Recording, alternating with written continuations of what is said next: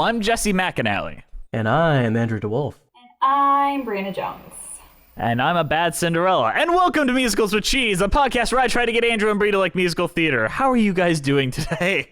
Oh, well, I am doing actually pretty well. So I was trying to write this musical, and I had a bit of a block in my head. So I was like, you know what I should do?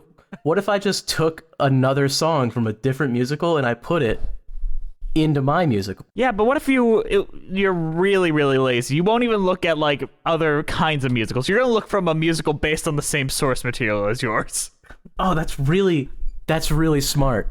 I was writing based on this classic novel. It's called Phantom of the Opera. So I figured I could just use a song from Andrew Lloyd Webber's, and I'm sure he wouldn't have any issue with that, right? No, he wouldn't. Neither would Pink Floyd. On that note, guys, we're finally doing it. We're talking about the Ballsack Cinderella. It is. The what now? You've seen the poster for this. Like, it's supposed to spray paint a dress, but it just looks like she draws a big ball sack. Oh God, Oh, yeah, you're absolutely right. I mean, am I wrong, Brie? I'm looking at it right now, and yes, yeah. What the hell? It looks like a ball. I'm not even exaggerating. I'm not even being like, ooh, kooky Jess saying a weird. No, what did you expect me to think that was? It's like pink and hairless. Just like mine. Let's go on. This week, we're talking about Andrew Lloyd Webber's Cinderella. Cue the music, Brie. Call me bad Cinderella, I take pride when you see I am proud that I'm not like you. Ironclad Cinderella, I face life with no fear, and I'm more than sky-high IQ. Yes, I'm bad Cinderella, I will not say goodbye. You've been hateful since I met you. Barking mad Cinderella, flying high in the sky, and I hope I have upset you. Will forget you. Andrew Lloyd Webber's Cinderella is a musical with music by Andrew Lloyd Webber and lyrics by David Zippel, and a book by Oscar winner Emerald Fennell, who you might know from Promising Young Woman. It is based on Cinderella by Charles Perrault and the Grimm brothers, and it premiered in previews at the beginning of June 2021 in London's West End, and performances were suspended beginning opening because, COVID, but it officially opened on August 18th, 2021. And now, do you guys want to know the plot? Because here's a little spoiler alert for those in the audience. I steal these either from Playbill.com or the website. Their website has a plot synopsis that is 5 paragraphs long. All right, go ahead, start reading, this Jeff. is a truncated version of that, which I cut down to 3 paragraphs. Oh my God. Welcome to Belleville, the most aggressively picturesque town in the history of the world, populated exclusively with gorgeous town folks who stop at nothing to achieve perfection. The only person steadfast refusing to live in the fairy tale is Cinderella, a loudmouth dripping with disdain and more likely to roast Hansel and Gretel for dinner than play the demure and downtrodden maid. Cinderella is desperate to escape, but underneath it all, the loneliness that comes with being a town pariah is wearing on her. That's paragraph 1. It doesn't help that her only friend, Prince Sebastian, has suddenly become heir to the throne after the mysterious disappearance of his elder brother, sex god and charisma machine Prince Charming. Suddenly thrust into the spotlight, the formerly shy and somewhat less than sex goddish Sebastian seems to be quickly growing into his brother's enormous britches and out of his friendship with Cinderella. But this change of circumstances also introduces something else to the relationship, a new spark which neither of them quite know what to do with. Could it be that these two old friends mean more to one another than they are willing to let on? That's paragraph 2. All looks lost for the blossoming romance until Cinderella meets the godmother, who can fix any problem with a little incision and a couple of broken ribs. Maybe the answer lies where Cinderella has always been refusing to look, and becoming the identikit beauty that everyone has always told her to be. And that is, like, you could have just said, based on Cinderella, this new modern adaptation adds some new twists. But nah, we had to say all of that. Look, they really need you to know that they Shrekified it, you know? Yeah. So, Bree, you actually watched this. This wasn't just a Andrew Jess special. You joined us. Yes, I did. And I will say, in fairness, you are probably more the target demographic for this musical than either me or Andrew. Why is that? We are not females, nor were we ever females. Okay. Wow, that was rude, Jess. You're really gonna say that on the air?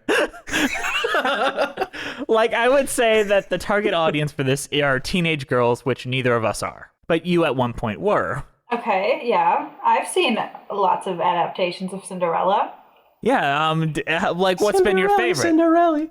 I like the Cinderella story with Hilary Duff. I saw that in theaters. Jennifer Coolidge, that's her? Who plays? Yep, that was the stepmother. Yes. And Chad Michael Murray as the prince. Chad Michael Murray.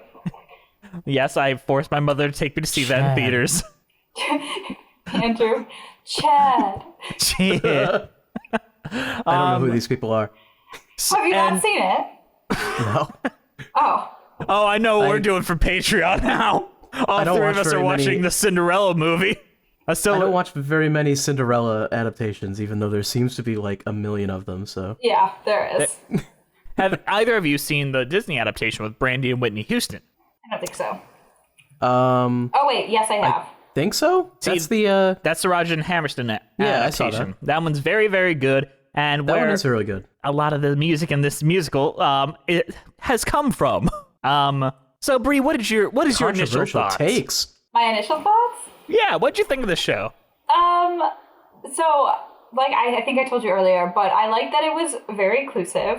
And there was a more diverse cast than I have traditionally seen in a lot of the shows we've watched.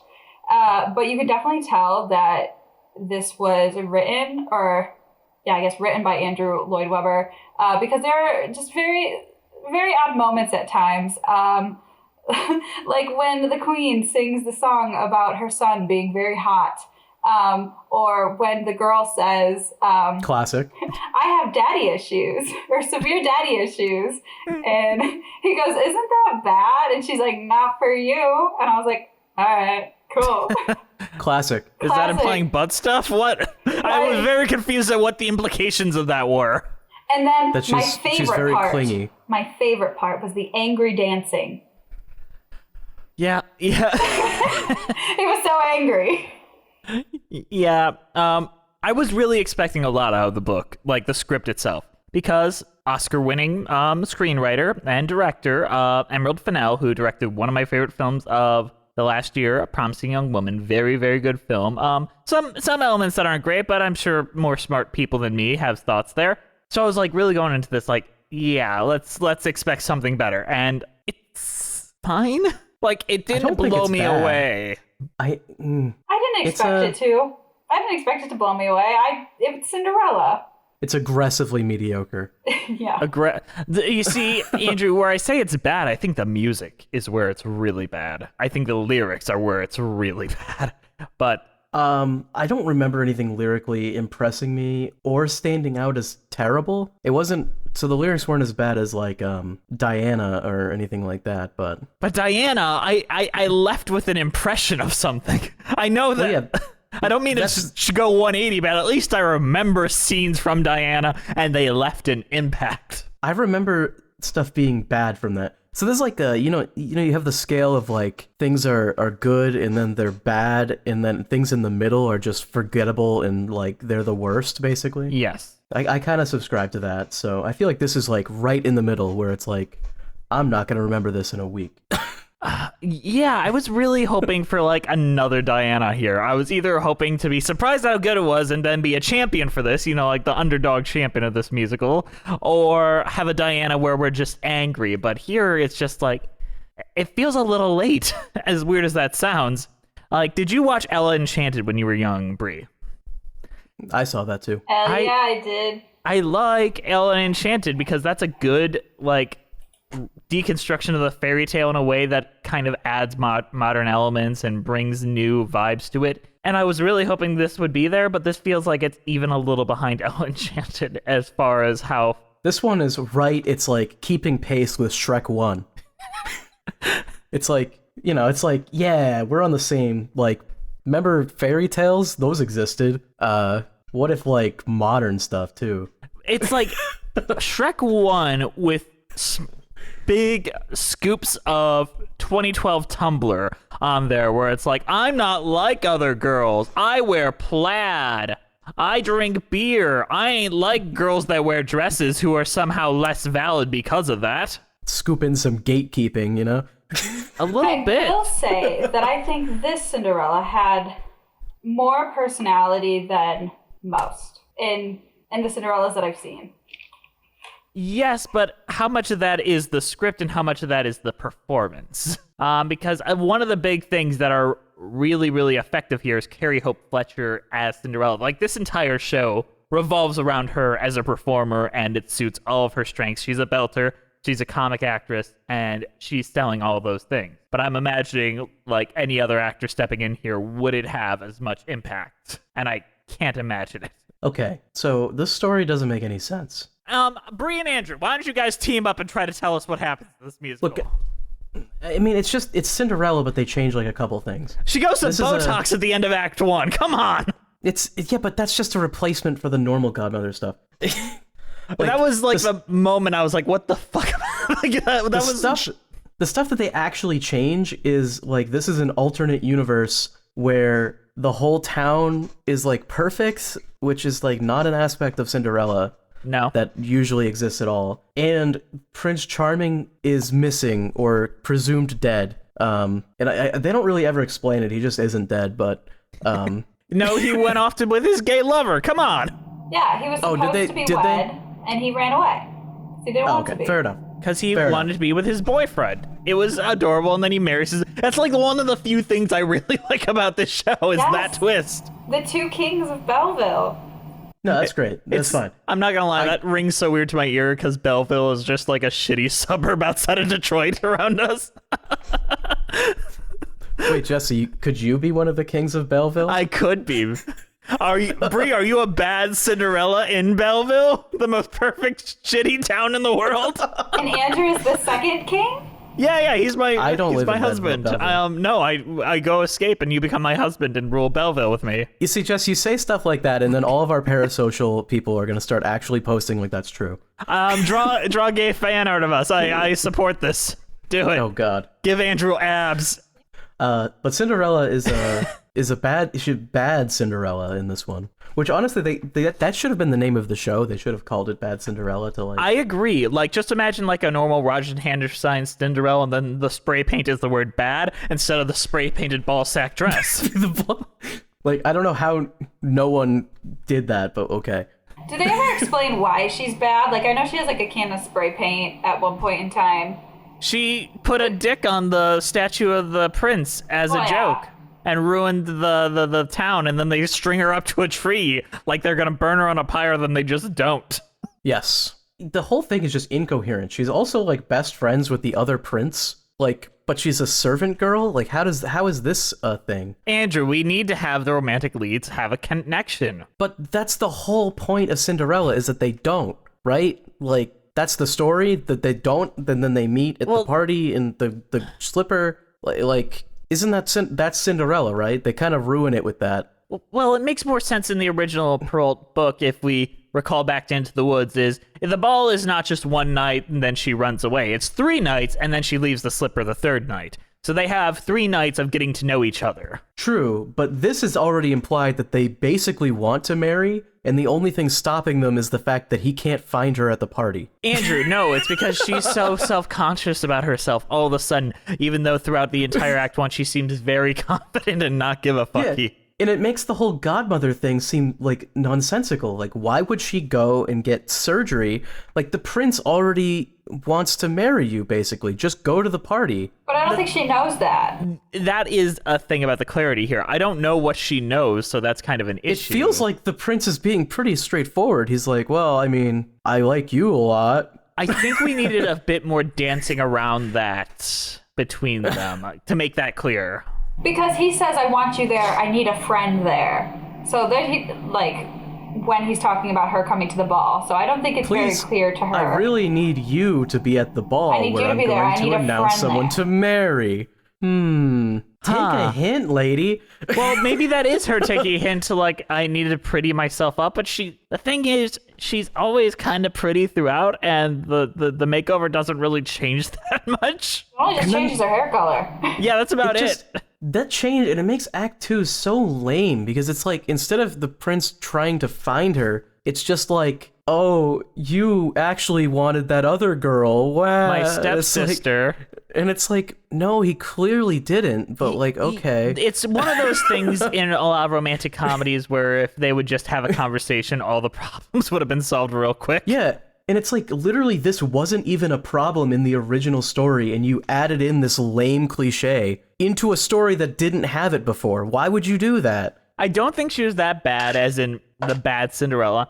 I think that they do have chemistry, the prince and her, which is kind of the problem. Like, their sexual chemistry leaps off the stage in the first scene where it's like, y'all should already be fucking, come on. It's surprising that they're not. Also, the prince doesn't help her at all. Like, they're like close friends, but like, the prince with all his money and power is just like, yeah, I'm gonna let you stay with your stepmother and sisters that like literally treat you like a slave. You know what would have been? Okay. I thought we were being set up for something interesting.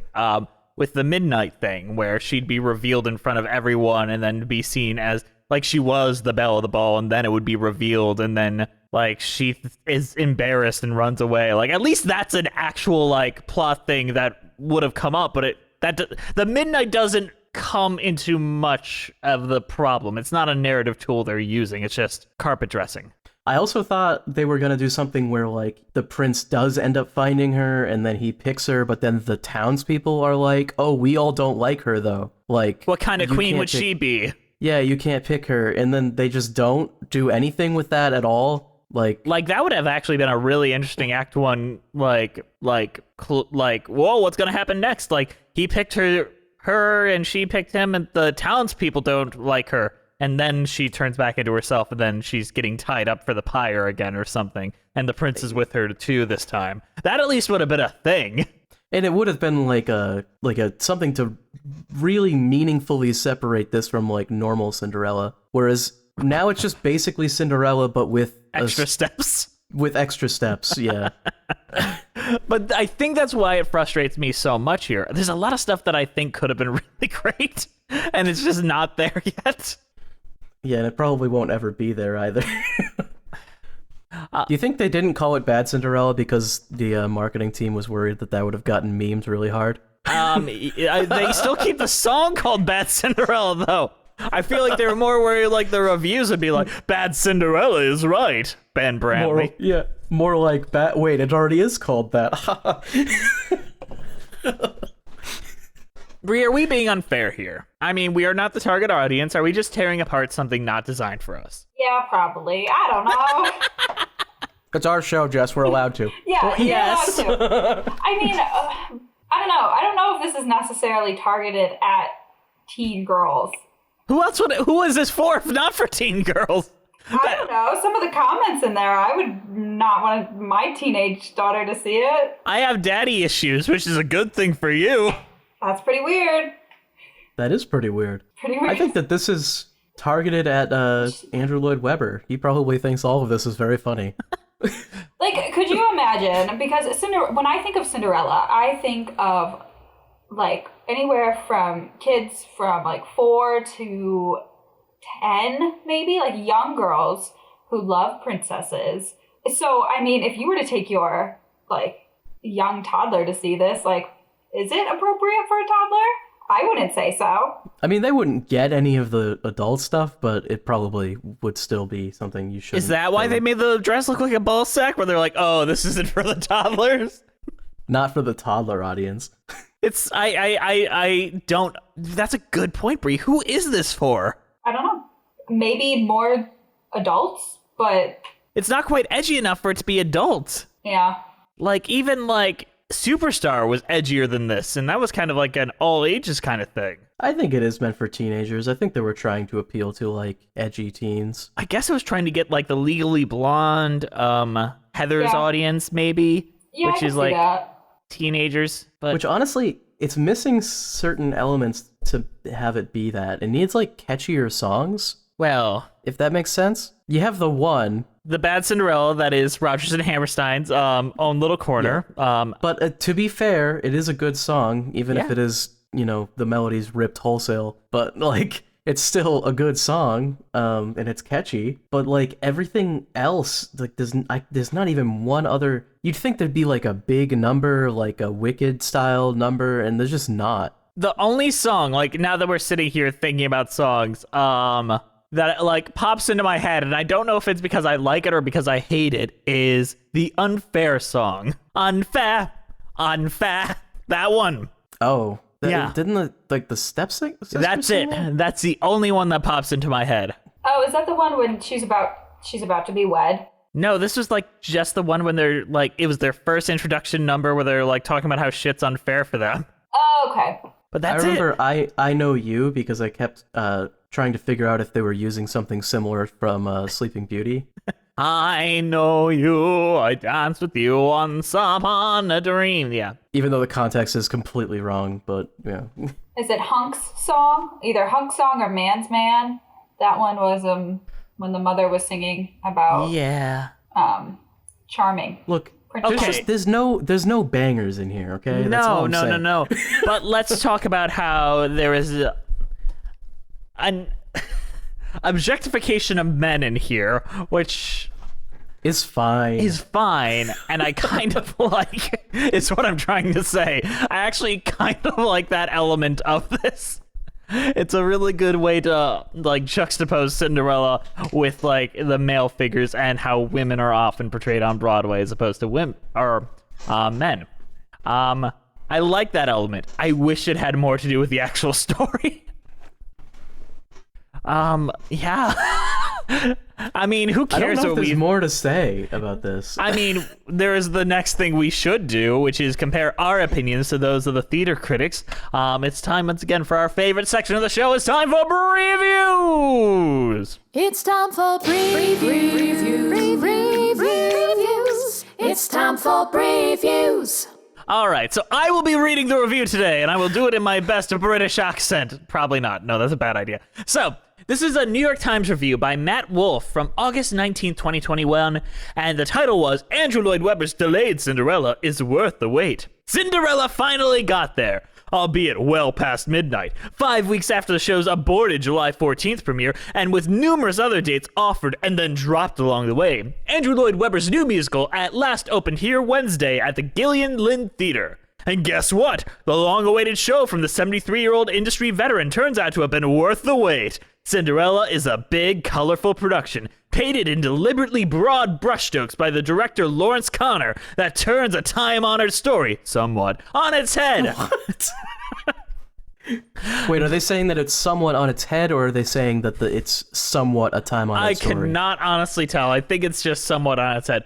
The result may not be quite the theatrical equivalent of its heroine cut glass slipper, but it is nonetheless looks set for a sturdy West End run. Best of all, Cinderella is fun. Lloyd Webber has been unusually visible as of late as a newly minted activist, making headlines here throughout the pandemic to score points against the British government and demand the theaters be allowed to open. This musical is on more familiar territory. Cinderella, a societal outcast, is a bit like the rejected Phantom in The Phantom of the Opera, and that show's mask is a visual reference toward the end of Cinderella's first act, when the scraggly-haired, dowdy-looking scullery wench, Carrie Hope Fletcher, of the title is given a beauteous makeover.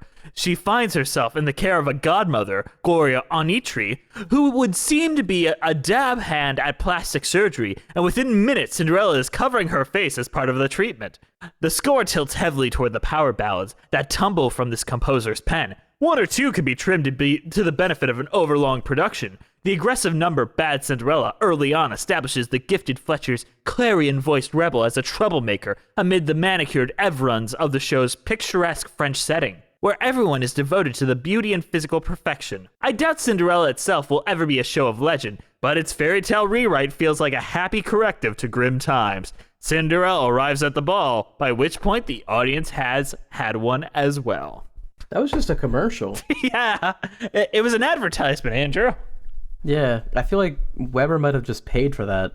He has unlimited money, so I like the them calling him an activist because he wanted theaters to be opened. I will say he did actually become an activist. Yeah, but is that something you should be an activist for? I feel like he just wanted to do it so he could keep making money. No, that was 100% it. Like, I think he like tried experimental vaccine treatments like before they were approved by anyone. Yeah, the guy was like big and he was like really shaming the British government like every day. Yeah. And like one of the cast members got COVID the day before their opening night and he's like, I guess everything's terrible because of the stupid government mandates. And I'm like, you just have to push the date a couple weeks. Shit. You have unlimited money, my dude. Oh, Do we Lord. agree with that review? Cinderella is a bit like the Phantom from Phantom of the Opera because Andrew Lloyd Webber wrote both of those, and that's why there is no connection there. I'm sorry. That like what He's just a no, bitch. I don't. I mean, it might be a fun show to watch live, like more fun than watching the way we watched it, but at the same time, I don't know. I don't. This is a extremely positive review. I mean, it might be a return to form for Weber in comparison to other things that he's made recently. I think his last musical was School of Rock, so this is like on par with that. Okay, so never mind. I don't know when he made the train one. That was 30 years ago. Okay. I can't, like, honestly, he's made, like, what, 3 decent shows? Superstar, Evita, maybe Phantom if you're being nice. Maybe Phantom, and maybe I'd put Joseph in for the fun factor.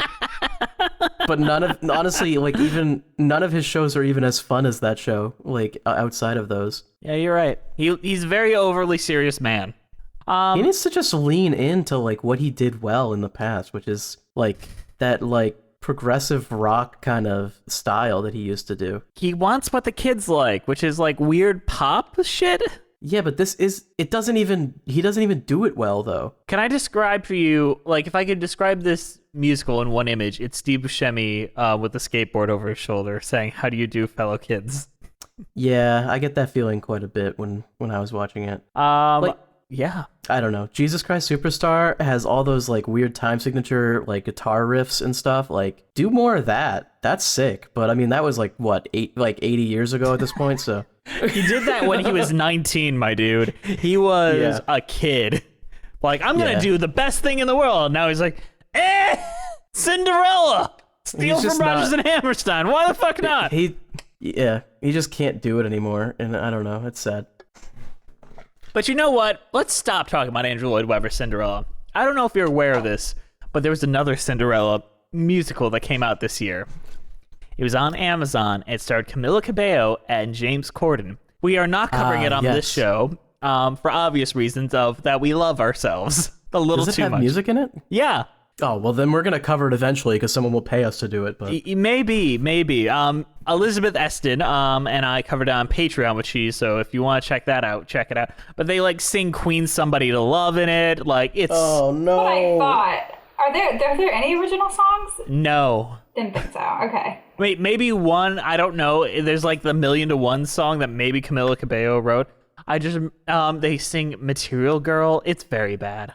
Aren't they already doing Material Girl in Moulin Rouge right now? Yeah, and they're probably already doing it in who wrote that song? Cyndi Lauper. That sounds right. All right. Well, we're doing the It's the Letterboxd time. Bree has found us some Letterboxd reviews where it's either 1 star or 5 stars. And she's going to quiz me and Andrew to see if we can guess whether it was a 1 star or a 5 star. All right, who's going first? You pick. I'll go first. You run this. I'll go first. All right, You run the world, girls. Our returning champ, Andrew. Okay, we've finally done it. We've finally girl bossed Too Close to the Sun. 1 star. You are correct. James Corden is in this one, right? Yes. Beautiful. Everyone's favorite. All right, Jess. Women. 1 star. 5 star. I don't even understand what they said there. Women. Women. Was it all caps? Yeah. Okay. Okay. The mouth thing she does is just like Rachel Berry.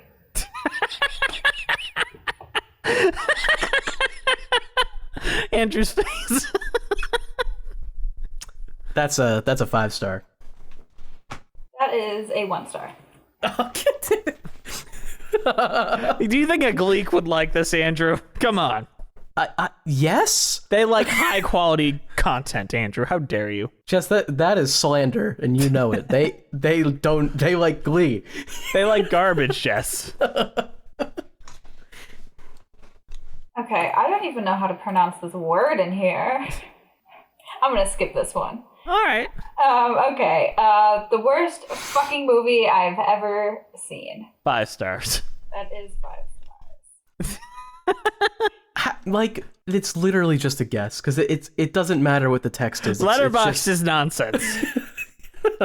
One pandemic at a time, please, world. I mean, from the text, it should be a 1-star, so I'm going to guess that, but... It's a 1-star. Hey! Forcing myself through just to feel something again. I don't know. The fact that they're doing it again, I'm gonna say 5 stars. 5 stars. It's the only way they can feel. Like, someone who does this multiple times has to have some sort of love for it. Yeah. But I've seen it, so I'm like, I get that mindset. Like, no one would do this unless they wanted to feel pain. 113 of the worst minutes of my life, and I had childhood cancer.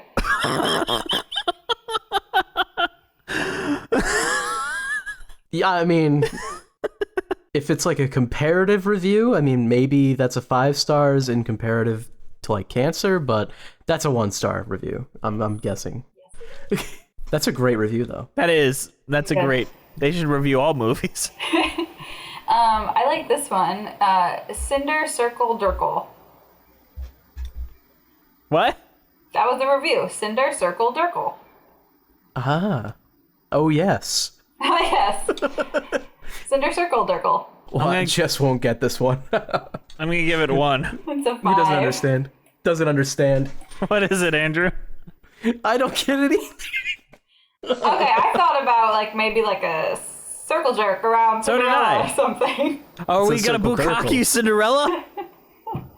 Maybe We're gonna that's why. bukkake Cinderella. That's why it's 5 stars. I'm gonna put this one in the chat, Andrew. Okay. You can tell me. I will read it aloud for everyone.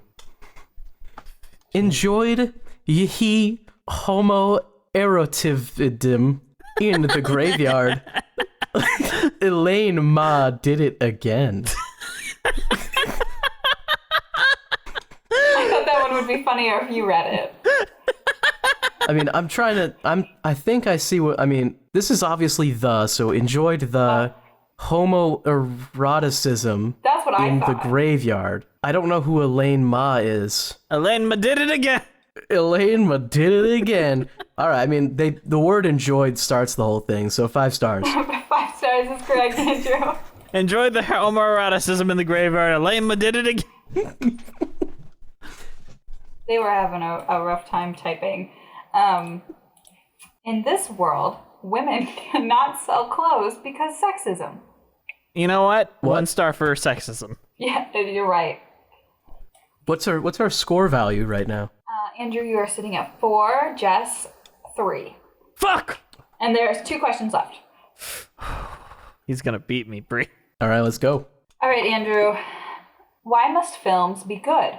Why can't films simply be terrible and ridiculous? Ah, the question that Cinderella from Amazon asked. Why must films be good, Andrew? 1 star. That's a 1 star. That is a 5-star. I guess Tie this up. the Tie it answer up. that they wanted was given, I suppose. All right, Jess, tie it up. I got it. Let's do this. Literally traumatizing. I'm gonna guess 5 stars. You're correct. We have a tie game. Yeah! Yay! Fair enough. Andrew, you get to keep your reign as champion. That just means I don't lose, too. We have 2 losers today. Cinder Circle Durkle. Let's go. Speaking of Circle Durkles, how about we go into a mid-show announcement and then talk about some songs?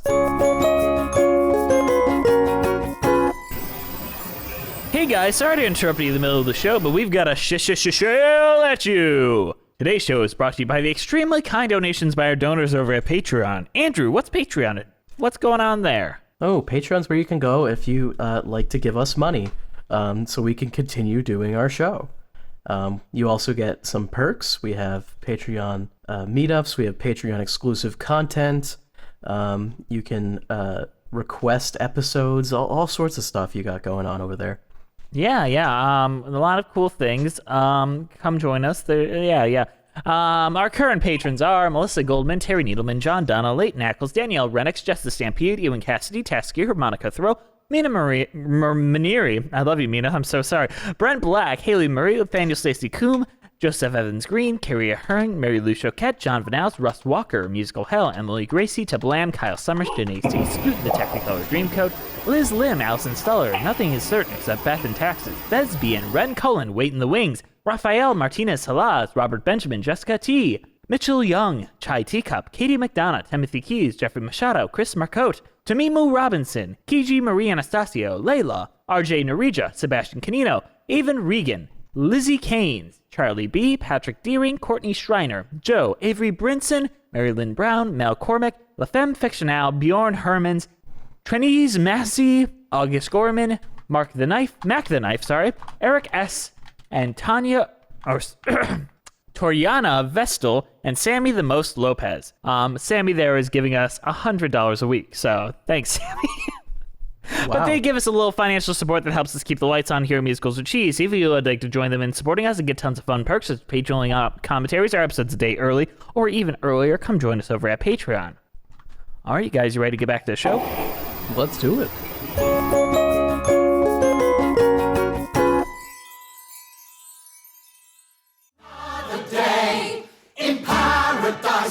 In our town so picturesque, every other scene's grotesque. Forgive us if we brag a bit. Folks from Paris and Berlin all are begging to get in. For 49 amazing years, we've won the most attractive town and international renown. Our citizens are works of art, everyone a chiseled dot with a ripped and rocking bod. Dispersed in handed every accolade. We've charmed no other village offers. We're so dependent on the tourist trade to fill our covers and our cars. So what do we think of the opening number, Buns and Roses? It's got a funny title. Doing the bare minimum here, Andrew. I'm glad you're here to work. I guess it's effective at showing like how picturesque this town is trying to be, which is kind of like showing how artificial and on the surface level and all that horse shit that they're trying to shove down your throat as maybe a theme. It's just that it has very little to do with the actual like story and message. Well, the town is picturesque thing only matters for like the first 5 or 6 songs, and then they kind of just forget about it for the entire rest of it. Yeah, like they're trying to do a Hot Fuzz, perfect town of the year thing, and then Cinderella messes it up. Yeah, but that only matters until like the end of Bad Cinderella, and then after that they just kind of drop it. Yeah, it's weird. But this song objectifies men, and it's kind of fun to watch. Yeah, I mean that's fine. Yeah, And, Guns N' Roses, Buns and Roses. I mean, hilarious. Come on. Yeah, it shows you that you're basically in for a night of Shrek. You like Shrek? This is I Shrek. love Shrek. Shrek, I mean, yeah, it was really good. And then Shrek 2, also great. Shrek the musical, Slapper. great. I don't care what Schaefer says. Schaeferless is objectively incorrect about Shrek the Musical, and it's sad that he has that take, but Everyone's allowed to have their wrong opinions, Andrew. it's true. It's just maybe don't make entire videos about them. I mean, come on. Bad Cinderella. You know, the best song in the show. Bad Cinderella, from my own little corner, my own little stairs, which is a song from Rodgers and Hammerstein's Cinderella.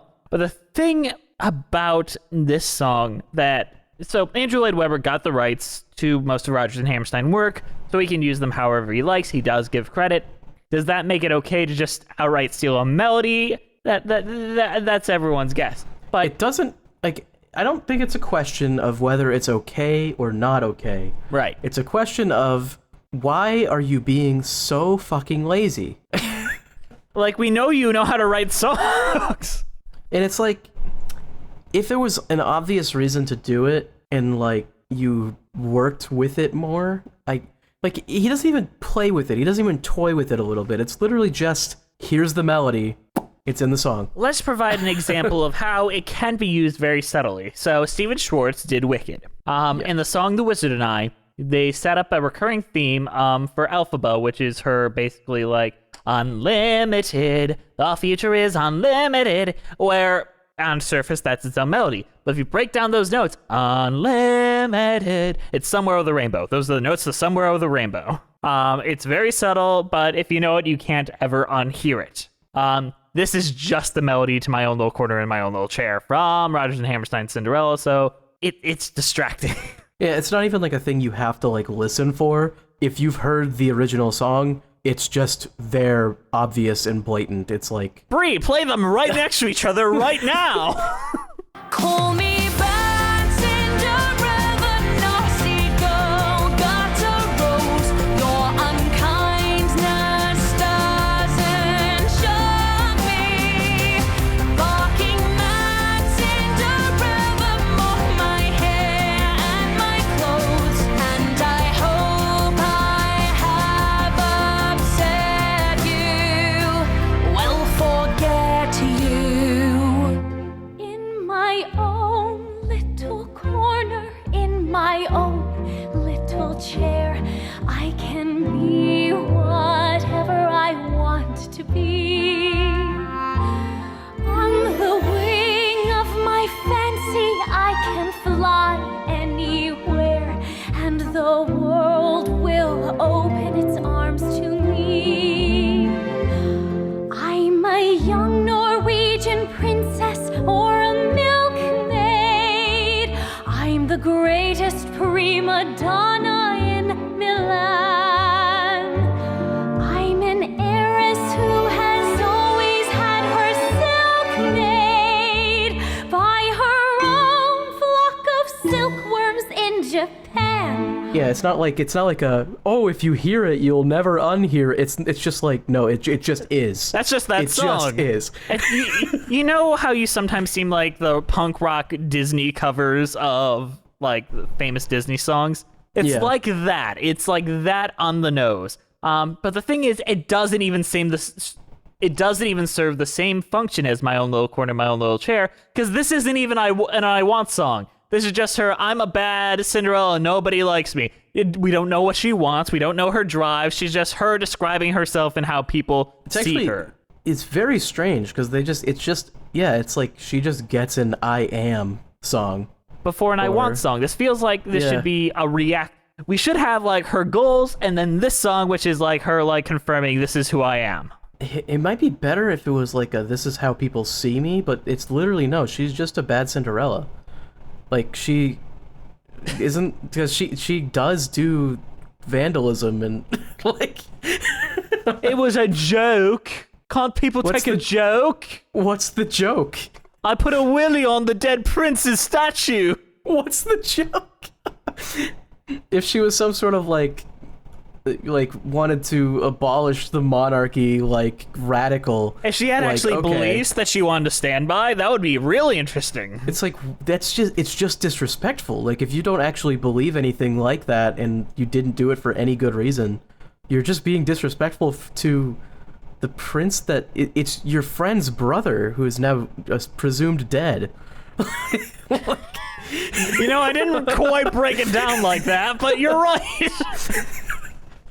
But Andrew, a lot of men are allowed to be flawed characters in stage and screen, and then we don't ask them any questions. Are we only asking these questions because it's a female character doing these things? You know what? You're right. You caught me. You caught me. If it was a man, I would have just been like, "Ah, nice, funny willy vandalism. You did it." I put a dick on him. I put a dick on the dead prince. Ah, now that would have been a show. I'm a bad Misterella. I'm a bad Cinderella. Yeah. I liked Unfair. I think I'm sticking with that. I kind of like the song. It's so unfair, fair. I don't have a thing to wear. Unfair, and cruel. Life's an imitation jewel. I'm in despair. Why should I care to leave this chair or get off my derriere? I thought you said you didn't like this song. It's stuck in my head, and I haven't stopped hearing it since I first listened to it. It does at least, it does a good job of showing the characters of, you know, the stepmother in them. Yeah, and it's not grating to the ear in the way that a lot of other, like, annoying character songs are. Well, yeah, it's showing how what they think is unfair versus how they treat Cinderella is like, I mean, come on, you want to talk unfair, right? I mean, that's what we're supposed to get out of it, I presume, but... It's at least approaching clever, you know? Yeah, it's almost there. Yeah, it's there. It's there for you. It made it. I liked it. It made it. It got there. Then there's I Know You between the stepmother and the queen, where it's the stepmother trying to convince the queen that she knows her best interests and trying to convince her that it's a bad idea for her son to wanna plow Cinderella. Yeah, and this has like a really unfunny payoff in the second act, which... Yeah. And Andrew, go explain it, please. Well, it like the line is, it's like, I don't remember exactly the melody, but it's like, I know you, or something like that. And in the second act, when the stepmother and the queen are talking again after they decide that the stepmother's daughters are not going to marry the prince because he's going to marry for love or something, the queen just goes, "No one cares," and it's like, okay, am I remembering this correctly? Yes, you got it correctly. That was 2 hours of build-up, guys. It was really not funny, but did the audience laugh? Yeah, the audience lost their shit. Yeah, but West End musicals are graded on a curve that is so low. I think British people just have a bad taste in musicals. I don't know what else to say. I guess like some of the best films of all time have been British films. It's just musicals. It's just musicals. Yeah, they want that Mamma Mia magic every time they go to the fucking theater. It's like, this is what it takes. I don't think that would even get a chuckle on Broadway. No, because, oh, fuck, you call that a joke?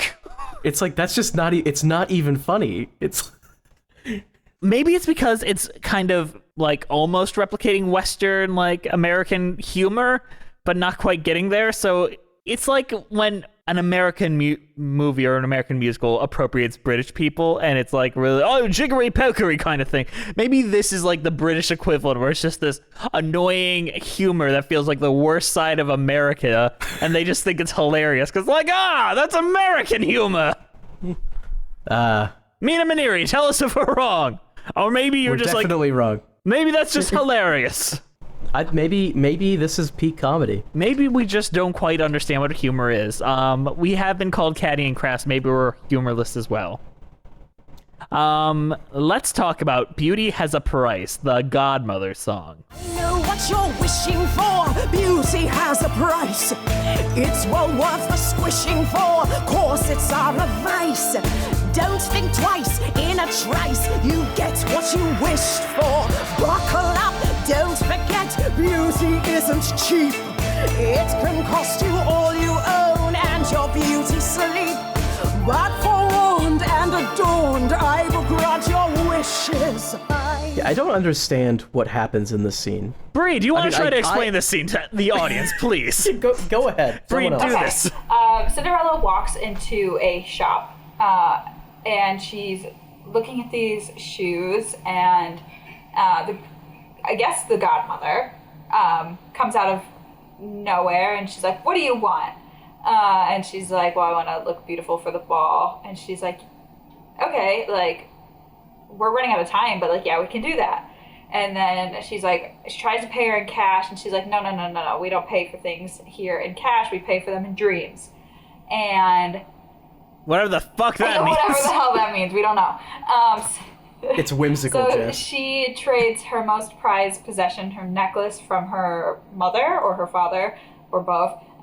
The one thing that's hers is what we've set up. And so she trades that to look beautiful for the ball. And then she gets sat down in a chair, and what looks like a syringe and a knife kind of... She's got a mask on that makes her look like the Phantom of the Opera. Yeah, mask, it's glowing, you know, a little homage to the Phantom. No, that's an homage, unlike the own little quarter, which is just stolen. Yeah. But honestly, I don't know what happens, because it's not plastic surgery, I'll tell you that, because she wouldn't look ready for the ball after some plastic surgery. But they make the implication that they, like, ripped out her ribs to make her thinner and shit. I didn't get that. I think that's an actual line, or I might be wrong. It's also, it doesn't seem to ever be implied that it's going to be reverted at midnight. She does, yeah. Yeah, it is. She says it. Yeah, but Is it? also, like... How would that be Right, that's the reverted? thing. Like, how would that be reverted if you literally physically changed something? Like, it's not like... I don't know, it wasn't like a magic wand and she automatically changed her. Okay. The godmother is just... Here's it some doesn't make lines I sense in need this. y'all to hear. I do miracles. You want some curves? Let's break a rib or two. If unafraid to chance it, a surgeon will lance it. Can't bring about what you're wishing for. Though results are not guaranteed, I can achieve what you're fishing for. Though you're guaranteed to bleed, slim her down, shape her up. Beauty has a cost. We may need to taper up, but it all is not lost. With some glue, staples too, it will do till midnight. So it's like her staples are fucking coming out, and that's what causes her hair to go back to being gothy. Yeah, that whole scene doesn't make any sense. I think they would have been better off with a magic wand. I will admit, I was like kind of sleepwalking watching this, and then during this scene, I'm like leaning forward with my mouth agape, like, the fuck am I watching right now? What is this nonsense? It was odd. And it's like building up to this like extreme change, and it's like, oh, Carrie Hope Fletcher changed her wig. Right. Yeah, it's literally like the only difference is the hair. They don't do anything. He put her in a nicer dress, I guess. Yeah, but costume changes are not that impressive. Like, I don't know. It depends how quick, and it was not a quick change. This is a long And the song. audacity of Sebastian not to recognize her with blonde hair. I was upset. Yeah, like he really does not deserve Well, you have her. to realize that she also had staples in her head. Did and, she? She's like Frankenstein together. covered Do you in, like, recognize blood. me, Sebastian? Like blood's like- dripping out. I mean, it's only gonna last about an hour, so I mean, it's very hastily done. Her ribs are broken, so she's like unable to stand properly. The shoes are made of She's glass. hobbling in. Yeah, Like they immediately break. She's got glass all over her feet, but she's still hobbling in. yeah. This prince was probably was like, oh my god, can't be seen with that. Oh, Beauty has a he cost. said she looked like all of the other ones. He goes, another one? Yeah, another nightmare creature from the dark dimension. Wow, Belleville really is a really shitty place. That suburb next to Detroit. The godmother implied that everyone else was also using her methods too. She said, "Oh, everyone else had weeks to prepare. You're gonna do it last second like this." So, Did they all have their ribs broken? Did the stepsisters get to break their ribs open and get stapled together? I don't know. Like, it felt like some Reap of the Genetic Opera shit, but with no consequences. There should be consequences for this. does she ever get her necklace back? Yes. Yeah, the prince gives it to her in the last scene. I don't know where he He got, got it from the godmother. She says, He could just see the no, godmother. she was at the wedding, or the... How do I she was forget at all the this stuff? ceremony, and he said, hey, like, who are you? Like, what are you doing? Like, I don't know. Like, where are you going? I don't know. That's random. Like, why he would ask her. Yeah, why did he stop? I mean, she. That is weird. She goes, "Oh, you're the man. You're the one that." You're the man now, dog. Well, because he said, "Where did you get that necklace?" And she's like, "Oh, you must be him." And then she's like, "Here, you can have it back." Okay. Well, that feels so pointless. Oh. Like that. No wonder that it felt like that was a speed bump and just like random shit that happens. To be fair, she doesn't say you can have it back. She says, "Here for your loss," because he basically lost Cinderella at this point in the story. Because she had ran off. She was gonna run away. Yeah. I guess. Yeah. Yeah. Act 2 is a blur. Act 2 feels so like. What story is left? Prince Charming. Yeah, imagine if you took like everything after the ball and Cinderella and then just made it the act of the a Prince musical. Charming song, and then we'll call it. We're gonna have to talk about Cinderella's soliloquy album too, but let's talk about Prince Charming's song. Tell me, should I tell you more? Tell me I'm the dazzling prince that you still adore. Was I worth the waiting for? Do you love me? Did you miss me? Yes, we love you, yes, we miss you. Do you love me? Did you miss me? If I could, I'd gladly kiss you.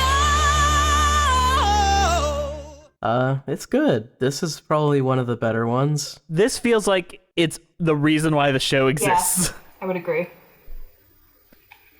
Honestly, I would love a musical about a Prince Charming that is in love with like a man and then goes into hiding away, like Lion King. Lion King about a guy that falls in love with another guy and then has to return the two kings at the end. That would have been a much more interesting story than a bad Cinderella with a ball sack dress. I would have thoroughly enjoyed that. Maybe he'll make it. Maybe. Andrew Lloyd Webber would touch Why that. not? That's too interesting. Yeah, true. Sondheim would have done that. He's like, oh, that would have been great. May he rip in peace. Yeah, he wouldn't have made this. Sondheim would have probably been in the theater like, what is, like thinking like, my legacy's secure. Time to go. Sondheim already made this, but it was better. They called it, Into the Woods? Yeah, what do you know? He made his own Cinderella, and it was significantly more groundbreaking than this. This I would have liked to see their story as opposed to the bad Cinderella story, to be honest. Would have been interesting, too, a Cinderella story that focuses on Prince Charming rather than Cinderella.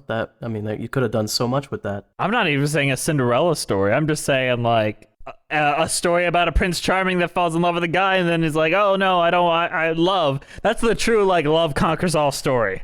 And I was talking to Andrew about this. Like, there's an entire song about, like, marry for love, which in and of itself is a privileged issue. Like, me, Andrew Bree, we will never have that issue in our entire lives, like, where we won't be able to marry for love.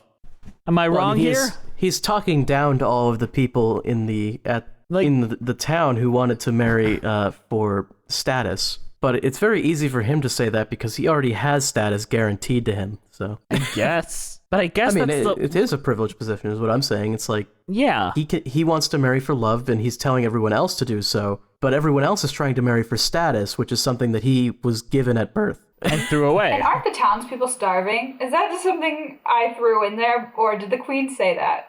I'm pretty sure she said that. Yes. She said a royal wedding, so the town will forget that they're starving. Yes. Oh, that's just what the real UK does. Yeah, they don't even resolve any of that. Cinderella just doesn't have to be one of the starving people anymore at the end, and we're supposed to be happy. Yeah. I mean, no, don't say that. Is Cinderella her name? Yeah. I thought Cinderella was like a nickname given to her by her stepmother and stepsisters because she sleeps next to the fireplace. That is true of the story, but not here. Is Charming his name? Because that's what she calls him, Prince Charming. No, Charming she calls is him his name. Sebastian, but Charming is Charming. Yeah, Charming is Charming. Yeah. That's an interesting name. Yeah, it is. No more interesting than Rapunzel. Let's talk about Cinderella's soliloquy, her big boo-hoo, the 11 o'clock number. Carrie Hope Fletcher hoping to get that Tony. Or Olivier. Will she get it? Probably Why not. not? I thought it was good. I was fine on my own.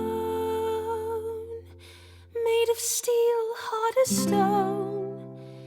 I know I have a heart because you broke it. Didn't know what to do, and now it's far too late. Far too late to sing a love song. You're in someone else's arms. Far too late for happy endings. My chance is gone.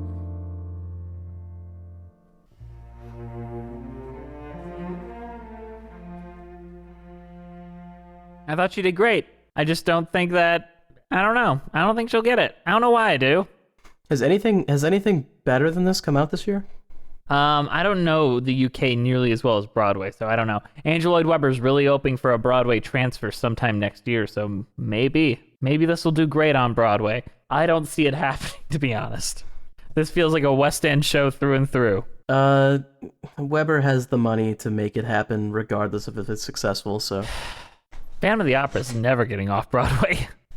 No. That theater, the Majestic Theater, is always going to have the Phantom. All on right. that note, what is our overall thoughts on Cinderella, the ball sack version? Bree, why don't you go first? Oh, dang, I didn't even think of a cheese yet. Okay. You know what? I liked it. Maybe I should go live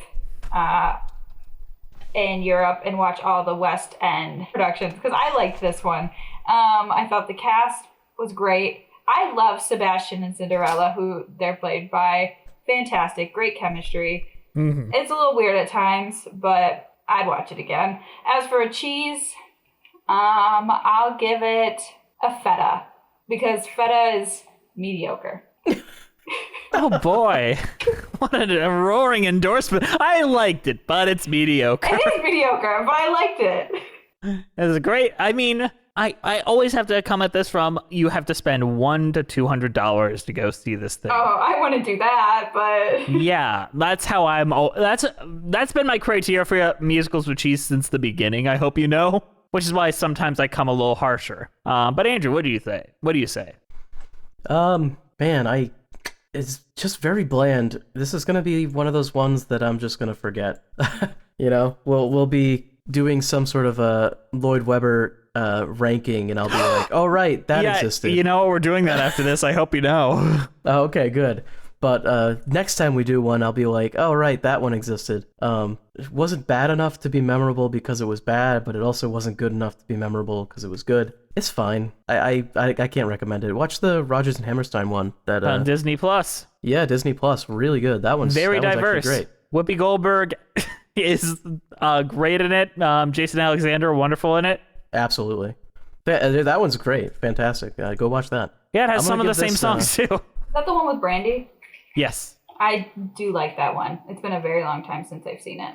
I'm going to give this one a Dunlop cheese, which is a mild sweet milk cheese, resembling a soft cheddar. It only resembles it? Only resembles it. All right. I was not a big fan of this musical, guys.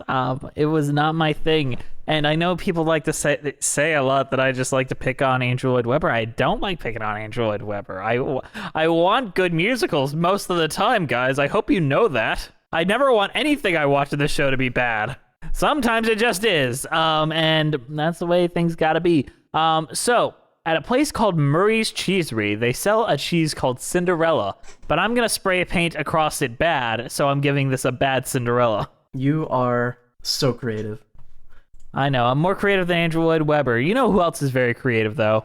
Our wonderful patrons. Yes, they are. But first, you have to be creative by ranking your Andrew Lloyd Webber listings from best to worst on a tier list that I think we've already started. Yes, I have it up right here if you want me to send it to you. Yeah, do that, and then I'll just update it with Cinderella. And I guess I'll consider if any of the listings have changed, but that's fine. They probably haven't. All right, I just threw it at the bottom here. Okay. Yeah. Read out for the audience. Read off your listing right now. All right, we have it's A through D, so D is the lowest it can go, and A is the highest it can go. A, we have Evita, Joseph, and Jesus Christ Superstar. That And has those to are be a not meme for Joseph. Yeah, it is a meme for Joseph, but honestly, I like Joseph more than most of these other shows. So, B, we have Sunset Boulevard and Phantom of the Opera. C, we have Cats. And D, we have Starlight Express and Love Never Dies. Okay, and we're adding... And Cinderella is Cinderella? going right into C tier. Oh my god. Right next to Cats. Which would you say is better, Cats or Cinderella, though? Honestly, I think I have more fun watching Cats, but this was not nearly as bad as Starlight or Love Never Dies. And I agree. So it has to go above those, but I think Cats I have more fun watching, so... Yeah, but Cats is also significantly longer. I will agree with that, and that is part of the reason why Cats is still in C tier. You know what? That's fair. You know what? Now I can finally say our patrons are very creative. Thank you guys for listening. Please follow us on iTunes, Spotify, Stitcher at Musicals with Cheese. Check out our Twitter at Cheesy Musicals, our Patreon Musicals with Cheese, our Instagram Musicals with Cheese. We have a YouTube page called Musicals with Cheese. Got some fun stuff coming up there. We have a Patreon-only podcast called Patreon with Cheese, where me and Liz Eston talk about random shit. I think we're currently doing Encore, the TV show, so that's a lot of fun. This show is produced by the incredible, the wonderful, one of my best friends in the entire world, Brianna Jones. Thank you for keeping the show afloat. Our theme songs were created by the amazing Robin Nash of IOU Music UK. Thank you to the Broadway Podcast Network for having us on the platform and for not talking so much shit about the ballsack Cinderella. All right, you guys, is there anything else we have to say before we wrap this on up? Ballsack Cinderella. Ballsack Cinderella was better than Love Never Dies. Ballsack Cinderella. Oh, yeah. So as far as the two Andrew Lloyd Webber musicals you've seen. That's why I like Cinderella so much. Why do you think? Because I had to watch Love Never Dies. You haven't seen Phantom? No, I saw she did not. Phantom. I saw Phantom, but years ago, and I don't remember it. Probably because it was bad. Phantom is significantly better than Cinderella, in my opinion, but... I can't remember it, so... And I touched you, and I felt you. Phantom at least has memorable ballads in it. Cinderella has, like, That's nothing. Me. I was like 8 when I watched it. I don't know. I mean, you have to at least be able to remember the one that they ripped off of from Pink Floyd. I mean, come on. Everyone knows that one. Yeah. You know what? I'm excited to do more Andrew Lloyd Webber with Brie around. We'll keep up her tier list. Okay. All right. We'll see you next time on Musicals with Cheese.